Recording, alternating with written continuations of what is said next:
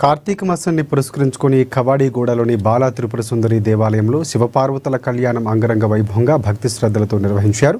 ఈ కళ్యాణ మహోత్సవానికి మాజీ గవర్నర్ బండారు దత్తాత్రేయ, యువ నాయకుడు ముఠా జయసింహ ముఖ్య అతిథిగా హాజరై శివపార్వతుల కళ్యాణంలో పాల్గొని పూజలు నిర్వహించారు.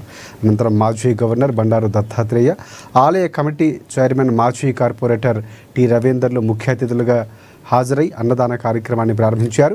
ఆధ్యాత్మిక భావనతోనే మానసిక ప్రశాంతత చేకూరుతుందని చెప్పారు. ఇక బండారు దత్తాత్రేయ ఆధ్యాత్మిక భావనను పెంపొందించేందుకు చింతనను పెంపొందించుకోవడం కోసం బాలా త్రిపుర సుందరి దేవి దేవాలయ కమిటీ సభ్యులు ఇలాంటి కార్యక్రమాలు నిర్వహించడం అభినందనీయమన్నారు.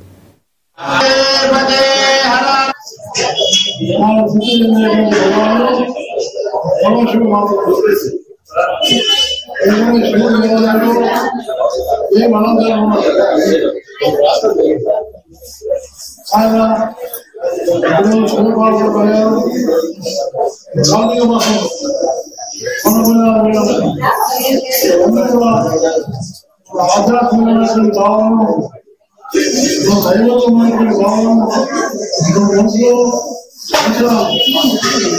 సమాజంలో అందరూ కులము మతము భాషలు ఏం లేకుండా అందరూ